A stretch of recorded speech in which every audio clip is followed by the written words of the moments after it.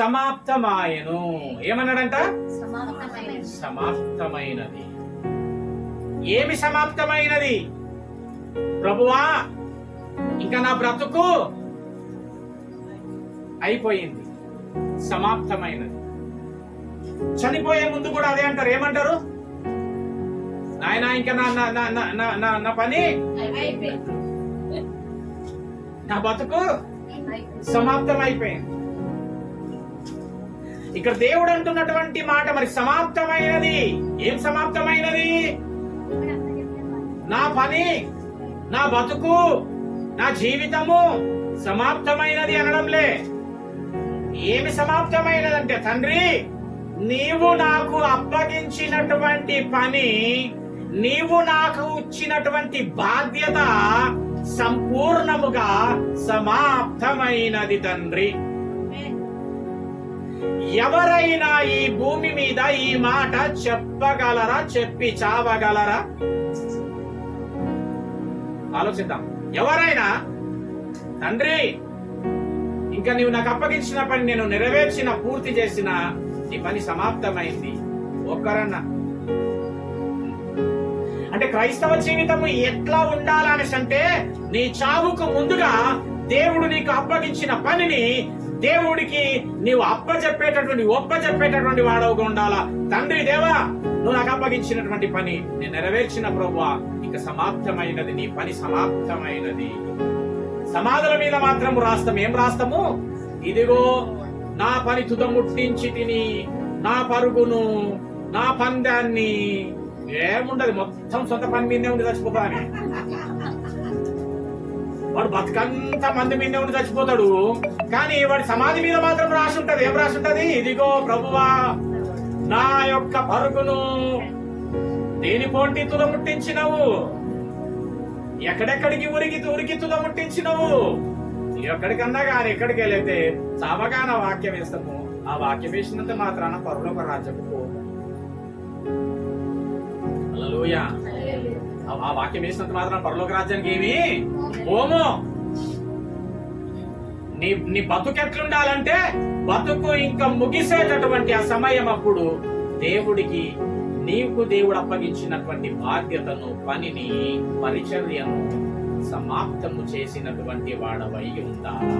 నువ్వు చెప్పగలగాలని మరణానికి ముందు, ప్రభువా ఇక నీ పని నేను ముట్టించిన ఇక సమాప్తమైనది. భూమి మీద ఒక్కరు కూడా అట్టి మాట చెప్పగలవారు లేరు. యోహాను సువార్త 17వ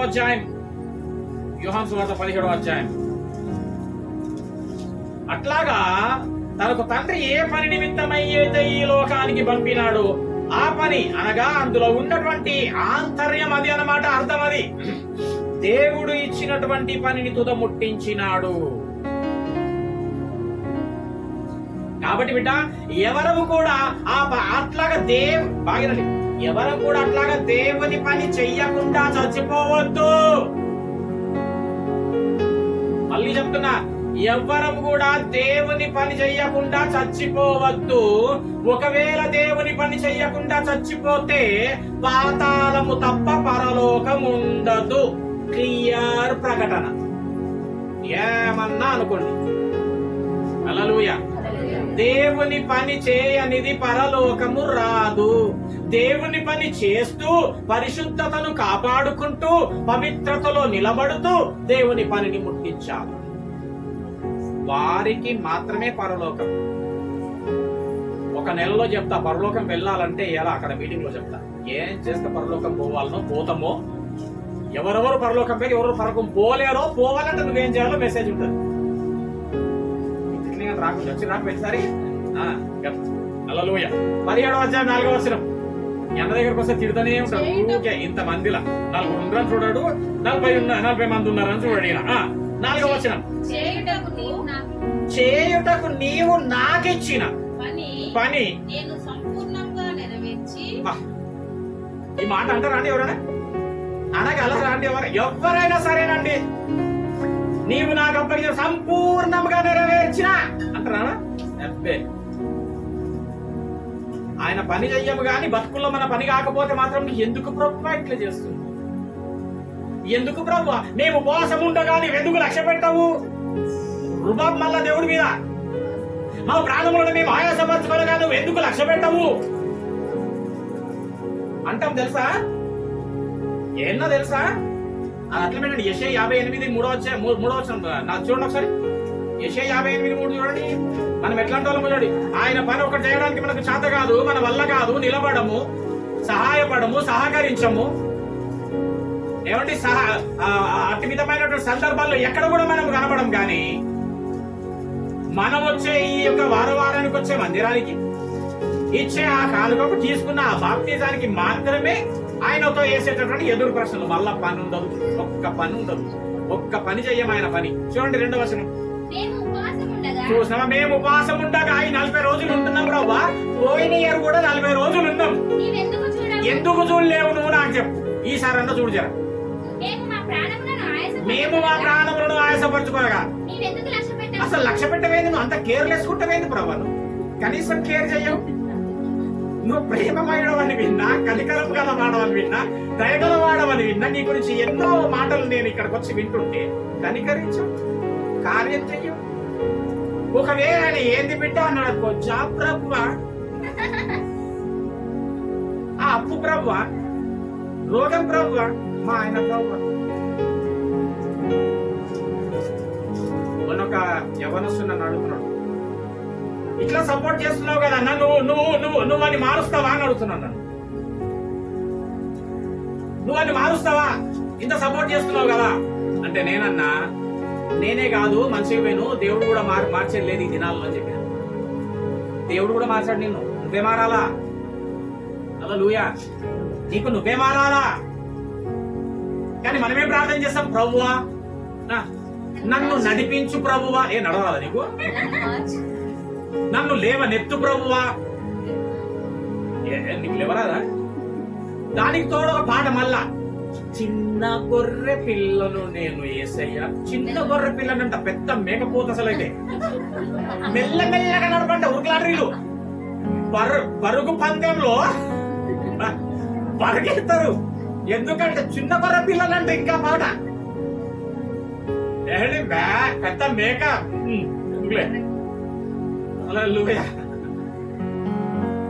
ఏం చదువుతున్నావమ్మా? ఎందుకు లక్ష్య పెట్టావు? ఎందుకు నిర్లక్ష్యం చేస్తున్నావు ప్రభువా? నేనన్నా, నేను కాదు బాబు మార్చేది, దేవుడు కూడా మార్చేది లేదు ఈ దినాల్లో. వాడికి వాడే మారాలా, వాళ్ళకు వాళ్ళే మారాలా. లేదు దేవుడే మారుస్తాడు కదా అనేసి అంటే నువ్వు అన్నం వండుకొని ముద్దన పెట్టుకొని మారాను. దేవుడు ఎందుకు తినిపిస్తలేడు? ఎంతసేపు అన్నం పెట్టుకున్నాను? అది తెలివితేటలు అని అందరా అనాలి కదా మరి. బ్రదర్ అన్నం పెట్టుకొని ఒక 7 గంటలు అవుతుంది, దేవుడు ఇంకా తినిపిస్తలేడను. ఎట్లా తినాలనో తెలుసు, ఎట్లా తాగాలనో తెలుసు. అవునమ్మా? మరి ఎట్లా మారాలనో తెలియదా? ఒకవేళ దేవుడే వచ్చి మార్చేటటువంటి వాడైతే ఆదాము పండు తెంపేటప్పుడు తినొద్దన్నా కదరా నిన్ను అని చేయి పట్టుకుంటుండే కదా. జీవం మరణం నీ ఎదుట పెట్టినా నువ్వు మరణాన్ని తీసుకుంటుంటే నేనేం చేయలేను బిడ్డ. చూద్దాం యోహాను సువార్తకి వెళ్దాం మళ్ళీ ఒకసారి. 17వ అధ్యాయం 4వ వచనం.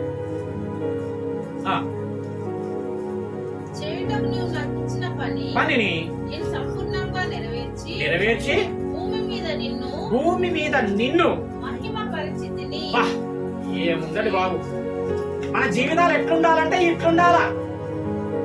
యేసు ప్రభుల వారు అట్టి జీవితం జీవించినారు గనకనే తండ్రితో అనగలుగుతున్నాడు, ప్రభువా తండ్రి సమాప్తమైనది నీ పని, నేను తుదముట్టించిన.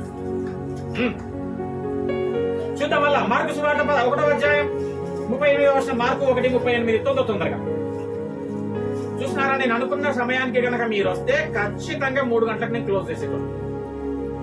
నాకు తెలుసు టైమింగ్ సెట్ ఉంటాయి వాక్య పరిచర్యలో. 1వ అధ్యాయం 38వ వచనం.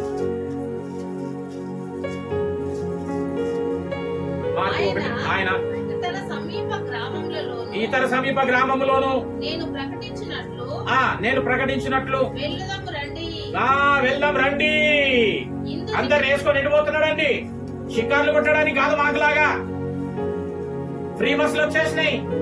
అవునా, ఫ్రీ బస్సులు వచ్చేసినాయి. ఇప్పుడు 2 ఆడోళ్ళు పోయేది 6 ఆడోళ్ళు పోతున్నారు. ఎక్కడికమ్మా అని అడిగితే ఏం చెప్తున్నారు తెలుసా? ఈ చెగుంట దాకా. ఎందుకమ్మా అంటే చెగుంట సైడ్ ఎప్పుడు పోలేరంటారు, ఊరకనే పోతున్నారు వాళ్ళు. అంటే వీళ్ళిద్దరు ఏం చేస్తున్నారు? ఈ 6 వేసుకొని తిరుగుదాము, వెళ్ళుదాము రండి, ఊరికేనే షికార్లకు పోదాము రండి. కామారెడ్డిలో ఉల్లిగడ్డలు తక్కువ ఉంటే ఈడికెళ్ళి కామారెడ్డికి పోయి తెచ్చుకుంటున్న వాళ్ళు కూడా లేకపోలేరు.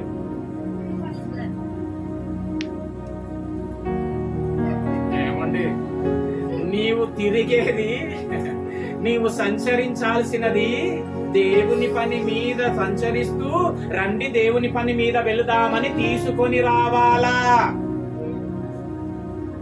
వచ్చే నీవు 4 నేసుకొని రావాలా.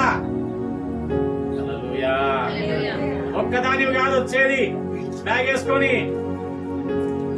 ఊర్లోకి వెళ్ళి 4 రానంటే 4 పైసలు ఖర్చు పెట్టి ఆటో మాట్లాడుకొని ఆటోలు ఎక్కించుకొని రావాలా. ఏం శామలమ్మా, చెప్పగా కాదు వచ్చేది. అవునా మనస, వెళ్ళుదాం రండి అని చదువు బిడ్డ. ఇందు నిమిత్తమే కదా నేను బయలుదేరి వచ్చినని పరలోకం నుండి ఆయనతో చెప్పాను. అంటే నీవు కూడా పరలోకం నుండి బయలుదేరి వచ్చినది. ఎందుకంటే ఆయన పని నిమిత్తము తిరగడానికి, సువార్త ప్రకటన కోసము తిరగడానికి, సంచరించడానికి, దేవుడి పని మీద సంచరిస్తూ సువార్తను ప్రకటించడానికి. అప్పుడు అలాగ చేస్తే నువ్వు కూడా నీ బతుకులో నువ్వు చెప్పగలవు చచ్చే ముందు, ప్రభువా నీ పని నేను తుదముట్టించిన, నీ పని సమాప్తమైనది.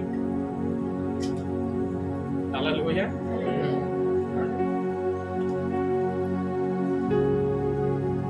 ఈయనకు కుటుంబంలో సపోర్ట్ లేదు, సంఘంలో సపోర్ట్ లేదు, సమాజంలో సపోర్ట్ లేదు, శరీరం బలహీనం అవుతా ఉన్నది, చూడడానికి వచ్చిన దాఖలాలు లేరు. ఒక్కరైనా మరి మేళ్లు పొందుకునే వాళ్ళన్నా ఒక్కరొచ్చి ఎదిరించిన దాఖలాలు లేరు అక్కడ. ఆ పెద్దలే గాని, శాస్త్రులే గాని, పరిసరాలే గాని, ఏమయ్యా ఆయన ఎట్లా సీల్ వేస్తున్నారు అని, ఏం నేరం చేసిండయ్యా అసలు, అట్లెట్లేస్తారు మీరు అని నిలబడితే ఎట్లుంటుండేను. ఉంది సంఘము గాని సత్యం మాత్రము లేదు సంఘం. మనం ఎట్లుంటున్నాం సంఘాల్లో? సత్యం కొరకు నిలబడే వారమై ఉన్నాం.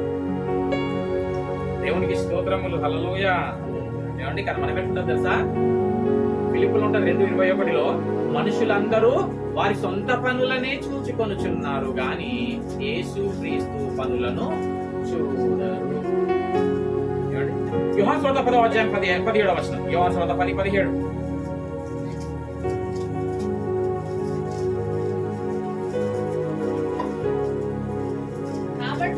కాబట్టి వారు మరలా అతడు నీ కన్నులు తెరిచినందుకు